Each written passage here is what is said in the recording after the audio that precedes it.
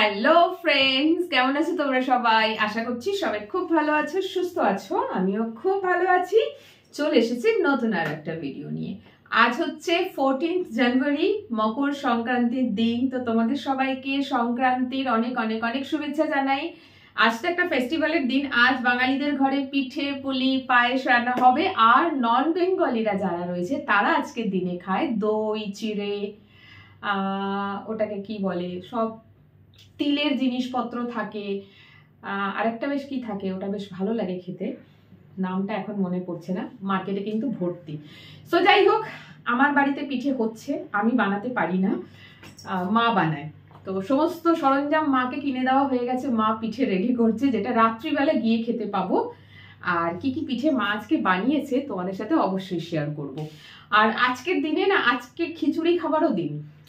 বাঙালিদের ঘরে খিচুড়ি হয় না, বাট নন বেঙ্গলি যারা রয়েছে তারা দুপুরবেলা খিচুড়ি খাবে। সরি, দুপুরবেলা না, দুপুরবেলা হচ্ছে দই চিড়ে, তার সাথে ফুলকপির তরকারি আর বাঁধাকপির তরকারি থাকে, ঠিক আছে। আর সন্ধেবেলা তাদের ঘরে হয় খিচুড়ি। জানি কেন, কারণটা বলছি, কারণ আমার বাপের বাড়িতে 4টে বিহারি টেনেন্ট ছিল, ভাড়াটিয়া, 4টে বিহারি ভাড়াটিয়া। তো ওই জন্যে বিহারিদের মকর সংক্রান্তি কিভাবে সেলিব্রেট হয় আমরা জানি। ওরা সকাল সকাল বাবুঘাটে চলে যায় স্নান করতে, স্নান সেরে এসে বাড়িতে পুজো পাঠ করে আজকে দুপুরে লাঞ্চ বা মর্নিং এ যাই খাবে সেটা হচ্ছে দই চিড়ে, ফুলকপির তরকারি আর বাঁধাকপির তরকারি। তরকারি একটা ঠিক থাকে, তার সাথে কালো তিলের নাড়ু, সাদা তিলের নাড়ু, আরো কত কিছু পাওয়া যায় আজকের দিনে, ওইগুলো খায়। আর রাত্রিবেলা ডিনারে হয় খিচুড়ি রান্না। সেই জন্য আমি এটা খুব ভালো করে জানি, বিহারিদেরটা জানি, আর বাদ বাকি বলতে পারছি না কাদের কি। আর বাঙালিদের তো আজকে দুপুরবেলা, আজকে পুরো নিরামিষ। আজকে আমাদের মা মনে হয় আজকে ভাতও খাবে না, বাট যদিও খায় সেটা হবে পুরোপুরি ভেজ, নিরামিষ, পেঁয়াজ রসুন কিছুই থাকবে না। আর রাত্রিবেলা যাই পিঠে রান্না হোক না কেন, সেই পিঠে। তো এখানে আমি আজকে কি করে খাবো বুঝতে পারছিলাম না, ঘড়িতে দুপুর 3:30 বাজে। তো আমি চলে এসেছি বানাতে আজকে খিচুড়ি। খিচুড়ি খেতে ইচ্ছে করছিল, বাট আজকের খিচুড়িটা কিন্তু চাল আর মুগ ডাল দিয়ে একেবারেই হবে না। আজকের খিচুড়িটা হবে ডালিয়া আর মুগ কড়াই দিয়ে। এই যে দেখো, ডালিয়ার প্যাকেট নিয়ে এসেছি কিনে, তার সাথে নিয়ে এসেছি মুগ কড়াই। মুগ কড়াইটা ধুয়ে রেখেছি, আর একটু না ভিজিয়ে দিয়েছিলাম, কারণ মুগ কড়াইটা ভেজানো হয়নি।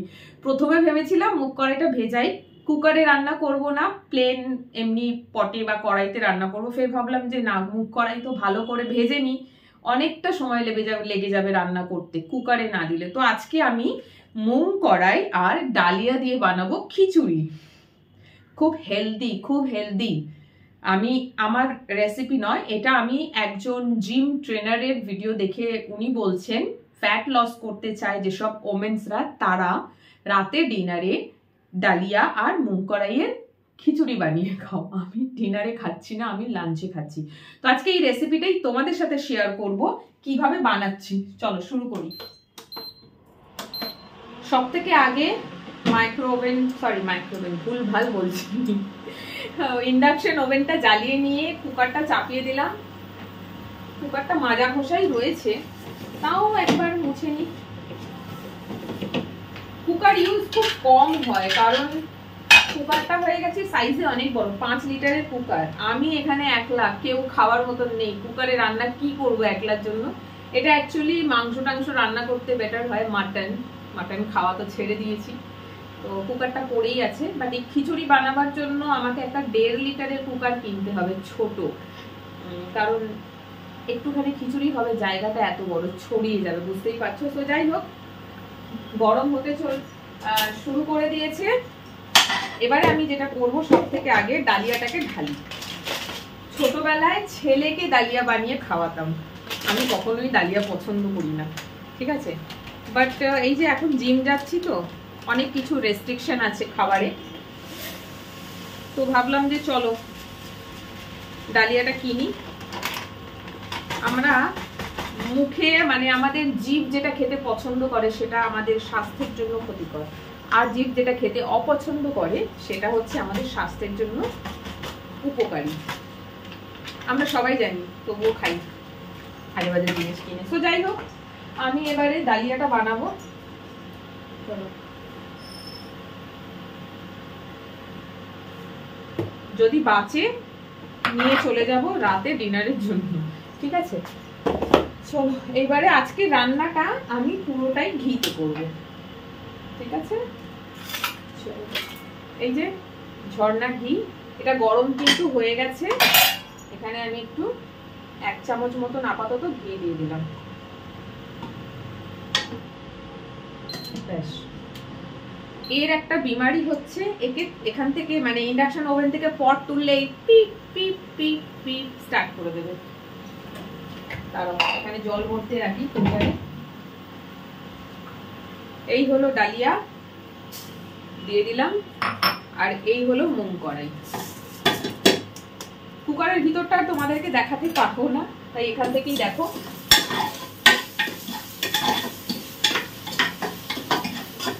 লাগবে জল, তাই ফিল্টারে জলের বোতলটা ভরতে রাখলাম। খুব সহজ পদ্ধতি, তোমরাও কিন্তু বানিয়ে খেতে পারো। দেখাচ্ছি। চাইলে খিচুড়ি যেরকম বানাও, ফুলকপি আলু একটু দিলে, আলুটা দিও না, ফুলকপি দিতে পারো, কড়াইশুঁটি দিতে পারো, বিনস গাজর দিতে পারো, এখন শীতের সময় সবজি সবই দিতে পারো। আমার ঘরে আজকে কিছুই নাই, তাই জন্য আমি এইভাবে বানাচ্ছি। জাস্ট একটুখানি, যেভাবে মুগ কড়াই বলছি, খিচুড়ি বানাবার জন্য চাল আর মুগ ডাল আমরা কি করি, ভালো করে আগে ভেজে নিই। আমিও এখানে ডালিয়া আর মুগ কড়াইটাকে ভালো করে ভেজে নিচ্ছি। এরপরে এর মধ্যে একটু হলুদ দেব, একটু নুন দেব আর জল দেব, ব্যাস রান্না কমপ্লিট। ফুটে গেলেই কমপ্লিট। আমি আজকে প্রথমবার বানাচ্ছি, তাই এর কোয়ান্টিটিটা সিরিয়াসলি বলছি আমি ঠিক জানি না। আর এত বড় একটা বাসন, দেখা যাক কতটা হচ্ছে এটা।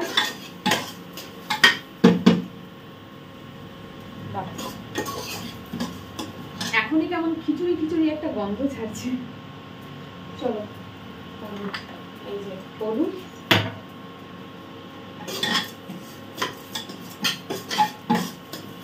এর সঙ্গে স্যালাড হিসেবে শসা নিতে পারো, টমেটো নিতে পারো, গাজর, যেরকম আমরা নর্মালি স্যালাড খাই স্যালাড দিতে পারো।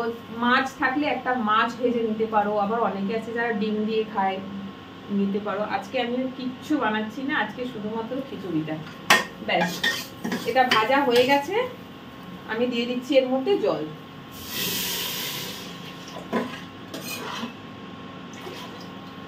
অনেক বছর পর আজকে ডালিয়া বানাচ্ছি, ভুলেই গেছি।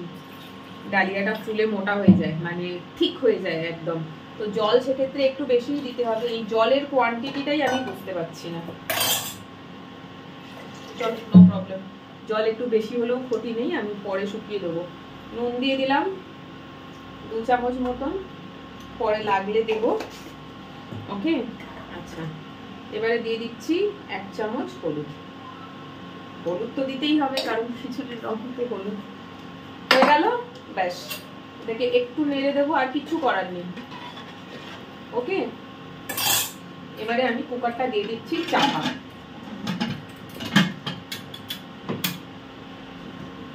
ম্যাক্সিমাম 4টে সিটি দেবো, দিয়ে নামিয়ে দেবো। বাট একটা জিনিস, সেটা হচ্ছে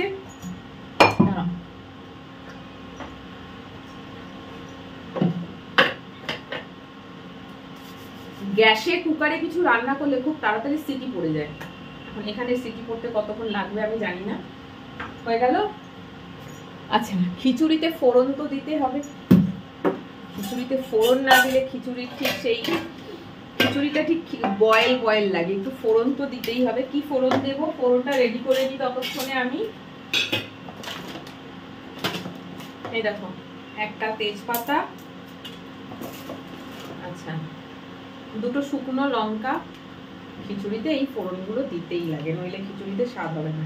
ওকে, হলো। আর এখানে রয়েছে গোটা জিরে।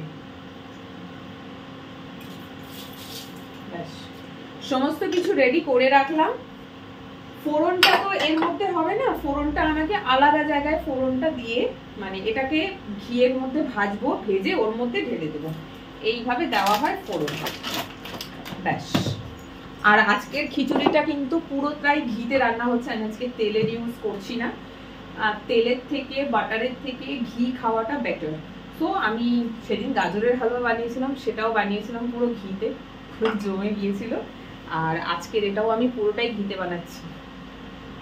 রোজ রোজ এত ঘি ভাই খেতে পারবো না, বাট কিছু কিছু রান্না একটু ঘিতে বানালে খেতে ভালো লাগে, সেই জন্য আজকে খিচুড়িটা ঘিতে বানাচ্ছি। তো চলো তোমাদের সাথে খানিকক্ষণ পরে দেখা হচ্ছে। খিচুড়িটা বয়েল হতে সময় লাগবে বুঝতে পারছো, এখন এটা গরম হবে, তারপরে সিটি পড়বে, টোটাল 4টে সিটি দেবো, দিলে আমার রান্না কিন্তু কমপ্লিট হয়ে যাবে। তখন নামিয়ে দেখবো যে পুরো খিচুড়ির মতন হয়েছে নাকি শুকিয়ে গেছে নাকি জল বেশি রয়েছে, আমার আন্দাজাটা নেই এখন। তো চলো এটা হতে দাও, হয়ে গেলে তারপর ফেরত আসছি। টোটাল 5টা সিটি পড়েছে, আমি এবারে নামিয়ে দিচ্ছি এটা।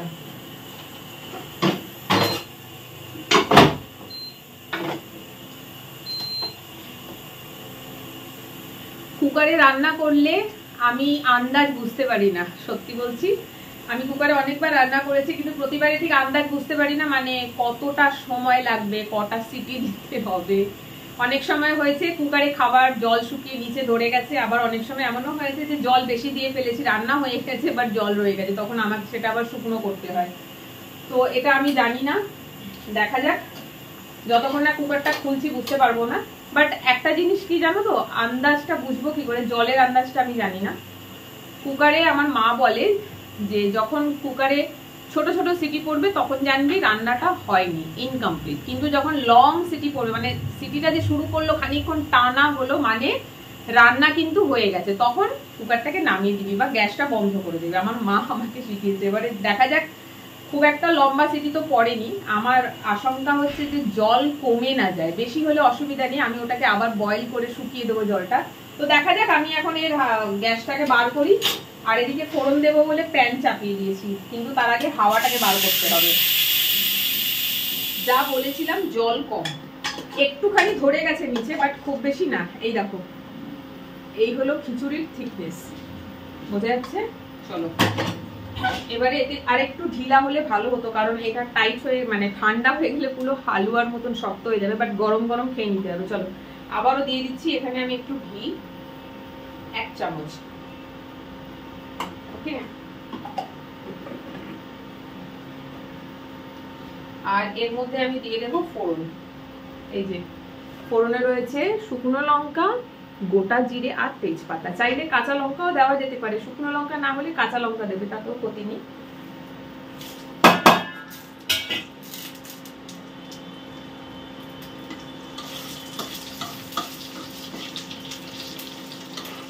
এটা যদি সত্যি বলছি, যদি খেতে টেস্টি হয় তো এবার থেকে প্রায় সময় দুপুরে বা ডিনারে আমি এটাই বানাবো।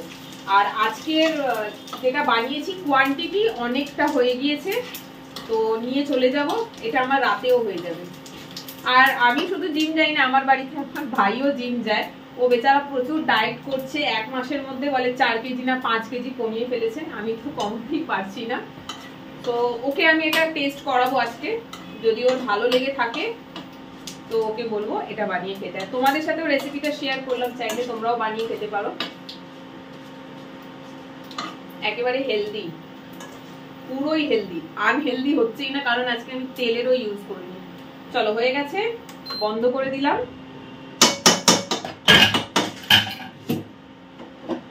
অনেকদিন পর আজকে কুকারে রান্না করছি, তো এই দেখো কুকার,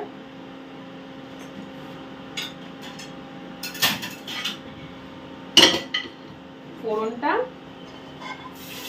দিয়ে দিলাম। ঘিয়ের এত বেশি দাম না যে শুধু ঘিয়ে রান্না করে খাবো, ইম্পসিবল। রোজ রোজ, তাও মাঝে মধ্যে ঠিক আছে, রোজ তো একেবারেই পসিবল না, কি বলো? মধ্যবিত্ত ফ্যামিলিতে রোজ ঘি খাওয়া একেবারেই পসিবল নয়, বাট আমার ঘি দারুণ লাগে। চলো হয়ে গেছে, ফোড়ন কমপ্লিট। এইবার ফোড়নটাকে ভালো করে মিলিয়ে দিলাম, দিয়ে এটাকে আমি খানিকক্ষণ একটুখানি জন্য চাপা দিয়ে রাখবো। ফোড়ন দেওয়ার পর খানিকক্ষণ এটা একটু চাপা দিয়ে রাখতে হয়, ফোড়নের গন্ধটা পুরো খিচুড়ির মধ্যে এসে যাবে। আমার মা তো বলে এরকমই বানায়। তো আমি এটাকে খানিকক্ষণ একটু চাপা দিলাম, 2 মিনিট মতন। তারপরে আমি এটাকে খাবার জন্য সার্ভ করবো আর তোমাদেরকে খেয়ে বলবো কেমন হয়েছে। 2 মিনিট হয়ে গেছে, খুব বেশিক্ষণ ওয়েট করছি না, কারণ ঘড়িতে প্রায় 4টে বাজতে যাচ্ছে, লাঞ্চ টাইম ওভার। আর বেশি দেরি করলে মানে দেরি করতেও চাইছি না, আর খিদেও লেগেছে। আর আজকে ভীষণভাবে টায়ার্ড, মানে আজকে ট্রেডমিলে 20 ইনক্লাইন করে 3 স্পিডে অনেকক্ষণ হেঁটেছি, প্রায় 5 মিনিট মতন। তারপরে না শরীরটা কি খারাপ লাগছে, তো সেই জন্য ভীষণ অসুস্থ ফিল হচ্ছে। খেয়ে দিয়ে একটু আধা ঘন্টা ঝিমাবো, তারপরে আবার বিকেলে কাজে বেরোতে হবে। তো চলো।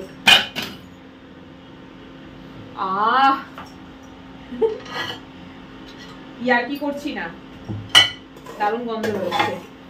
তো খুব বেশি ধরে যায়নি গো, ঠিকই আছে, বাট এটা একটু ঢিলা হলে ভালো হতো, অনেকটা শক্ত করে ফেলেছি। চলো, এই যে খিচুড়ি, এর সাথে যদি একটু স্যালাড থাকতো এটা খেতে আরো ভালো লাগতো।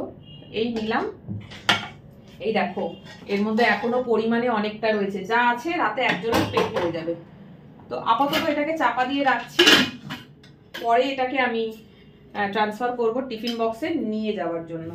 চামচটা পুরো ঘি আর ঘি হয়ে গেছে, দাঁড়াও, পুরো চামচটা ঘি লেগে। অনেক দিন দিয়ে ভাবছিলাম এটা বানিয়ে খাবো, কেমন খেতে হয় দেখি। গন্ধ কিন্তু একদম খিচুড়ির মতনই বেরোচ্ছে, যেরকম চাল ডাল দিয়ে খিচুড়ি হয় একদম ওরমই বেরোচ্ছে গন্ধ। জাস্ট এবার টেস্ট করে বলি, জানি না নুন কেমন হয়েছে। দেখতে তো পুরো খিচুড়ি হয়েছে, এই দেখো, ঠিক আছে। নুনটা কম হলে মুশকিল হবে, এতে নুন দেওয়াও যাবে না ওপর থেকে, গরম।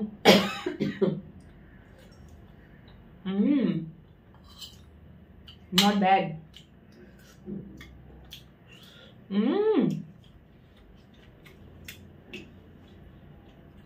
অসাধারণ খেতে হয়েছে, অসাধারণ।